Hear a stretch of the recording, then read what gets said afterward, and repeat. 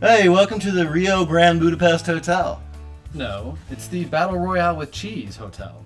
Well, either way, you have your option to stay on either the California side, Or you can stay with me in Sin City on the Vegas side. so grab your shotgun and your roofies Or your crowbar and the rest of your accoutrement. and come on down to the Hotel Artemis.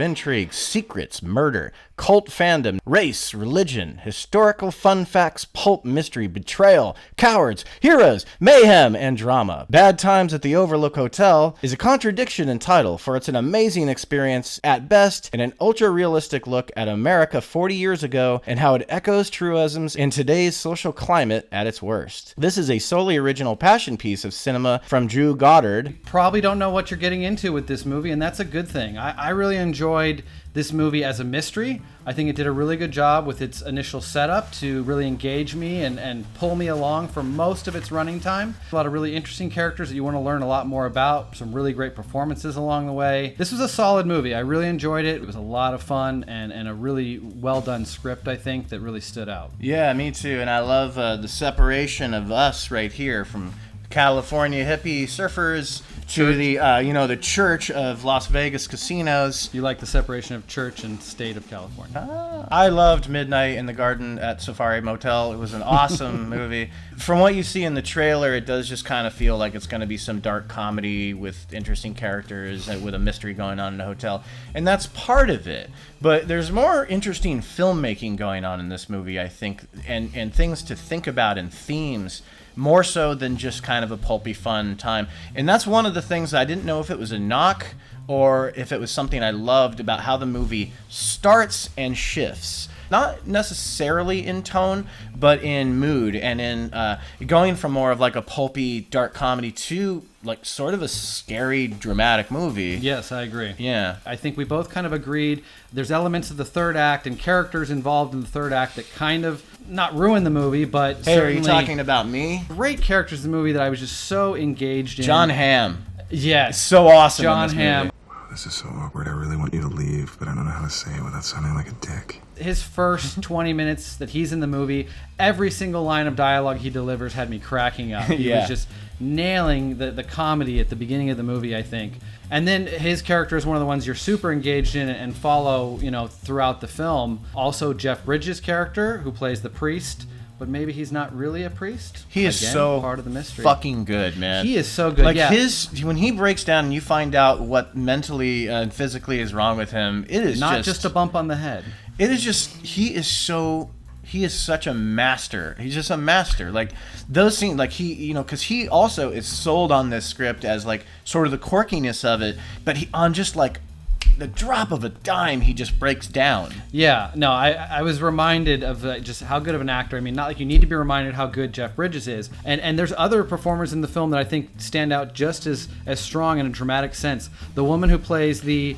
Cynthia Erivo. I was blown away by her performance. Me I think too. She really stood out. I really like what they do with her character and what it means to the story. There's moments in this movie where everyone in this cast, it's a revolving door. Like everyone in this cast eventually, to us the viewer, feels like the villain in a horror movie, and they scare the hell out of you in certain scenes. And then later on, it all kind of comes. Everyone kind of gets their own, but everyone also has this moment to be the one that everyone's kind of fearing.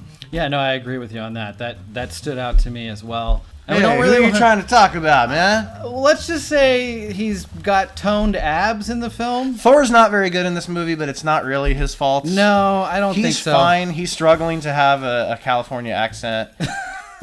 Why are you him so early? I skipped Wilshire and took Beverly over to Santa Monica and took that all. He does okay. I just think that the role is It's a strange role, and sure he sells the look of the role, but I don't believe what's supposed to be behind the eyes and the motivation of the role. He's not in a lot of the movie, but when he's in it, it almost feels a little too much. I have a pen. I have an apple. Apple pen. And again, not because of his line delivery, just because it's just this kind of injected character in something that's already going so well. Yes, I agree. Yeah, and it's kind of monkey wrench effect a little bit. Yep. This would be like nearly perfect. Yes. I think there's certain story threads that are discussed. They're not supposed to be subplots, but they are brought up that don't have a payoff, or that I don't feel everything in this movie has proper conclusions. Now, maybe not every movie has to have everything tied up in a nice, neat bow, but there were things that I was interested in early enough in the film that I wanted to kind of know more about that I never learned about by the end. I was really impressed with this because I don't think I remember anything about, being impressed by Cabin in the Woods on a filmmaking level. This one, the camera work, the lighting, the cinematography, the production design, the look of the actual hotel, the lobby of the hotel and all the various rooms. Yeah. Even just the inner workings of the hotel when you start to see kind of behind the scenes of what really goes on at this hotel sometimes. The hotel is a character. The hotel is a character, and they do such a good job with that. Such a cool looking set. Like,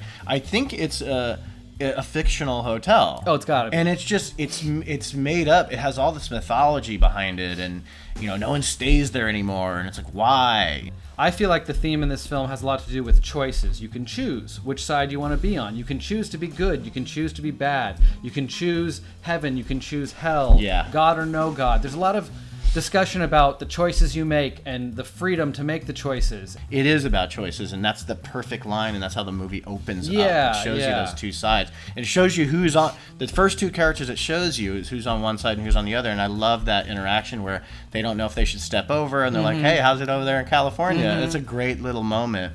Great dialogue in this movie. Great dialogue. Well-written script, for sure. Well-written script. Yeah. And the thing that surprised me was how deep they get with some of these characters, that you really have some fleshed out characters pretty much with I think when it comes to Hemsworth and some of the people that surround his storyline, they're not as fleshed out. The guy who runs the hotel, he was one of the most interesting characters of the movie, and I was not expecting him. I was expecting him to just have one or two scenes. And even his performance, how dramatic his performance can get at times. That's another thing about this movie, is it makes you think it's going in one direction, and it completely goes in another one. You don't know where this movie's going. You see this lobby boy guy, and he's disposable. If this is a murder mystery, they're gonna find him dead, and but instead it does something to someone else who you totally don't expect. You said Marion Crane, Yep. You just don't expect it coming. You do not see it coming. And then the people who surprise you, everyone surprised you. The fact that this movie chooses to tell the first half of the story in a nonlinear structure, and then it doesn't really need to. It kind of, not so much nonlinear, but in segments. It's kind of vignetted. It's vignetted, but they do overlap in time, so technically it's nonlinear. It's such a great way to tell the story, and I kind of saw it coming. I was like, okay, that's probably what they're going to do, to place people in certain scenarios. And it's got a little Back to the Future 2 effect, where you kind of see the same thing from different perspectives. I think he took your wallet. I think he took his wallet. I feel, because this movie has so much symbolism and so many themes going on, that I really feel that scene, after I watched it, I was like, wow, because this movie's in the 60s. It just represents kind of what social media is to us. As he's looking through different displays, he's seeing different classes of people. He's seeing different stages of where they are in their lives. And obviously, because the movie's wild and crazy and fun, there's all kinds of crazy shit in every one of these displays.